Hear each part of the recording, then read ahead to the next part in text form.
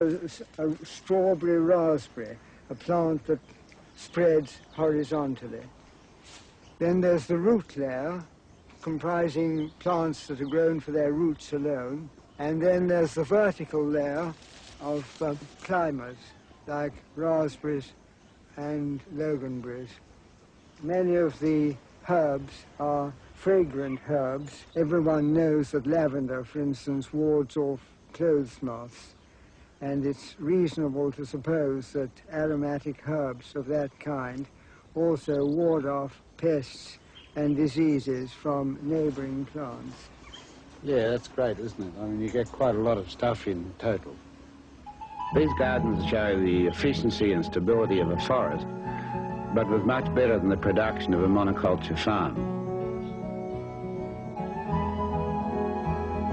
So between the tropics and the temperate areas, we use the same sort of principles both ways. Absolutely, yes, yes.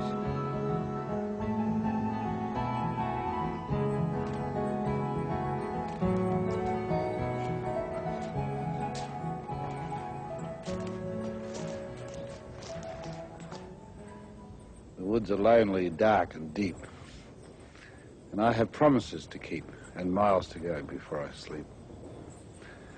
The woods may appear dark and deep, but they are in fact harvesting sunlight. They are the great reserves of the sun's energy on Earth, converting it to timber and to leaves, which become nutrients for the soil.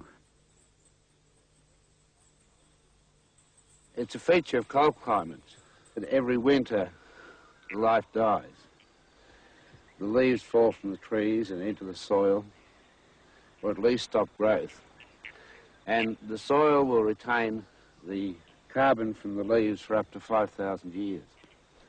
So when we clear forests in those climates, we have inherited a tremendous amount of humus in the soil. And that's the reason why agriculture has to concentrate on the humus in the soil in those areas. I came from traditional farming families, and we'd cared for soils for over 200 years. But in the period from 1950 to 1990, most of those soils were destroyed. In 1951, I saw the first chainsaw.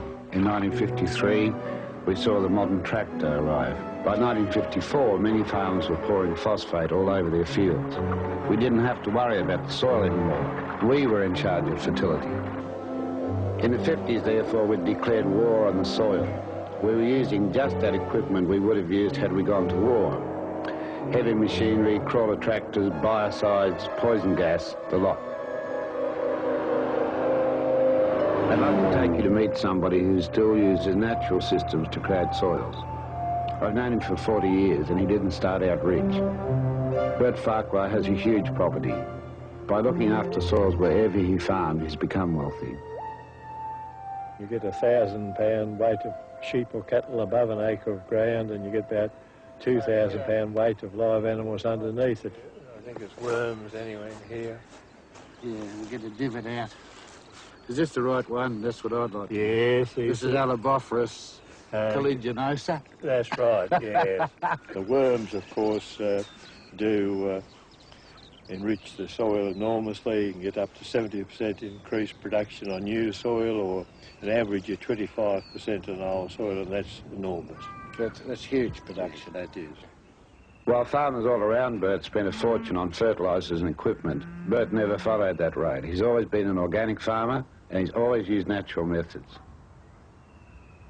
And Bert's adopted some simple methods to spread worms to the less fertile parts of his property. Yes, I think Pretty barren. We'll put them in this area. You always put the grass down on top of the other grass. Right. So as that will rot and give the worms a good chance. Right.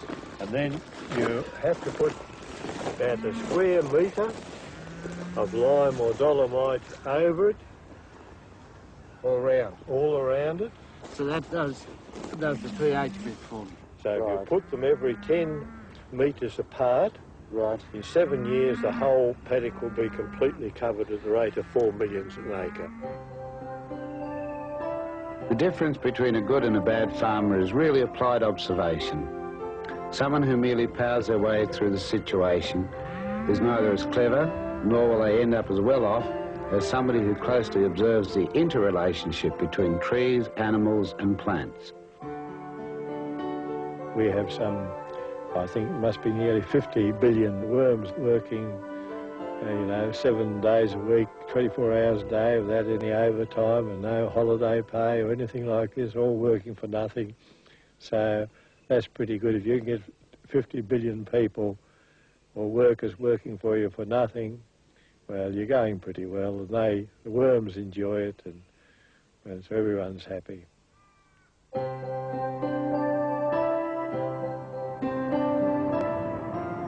This is a high plateau of Tasmania where you come in winter to snare wallabies. This is where many of us, when we were young, came up here in the winter for game hunting.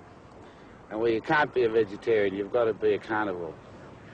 And it's a terrible climate, and I'm really pleased I'm living in the tropics. Conserving energy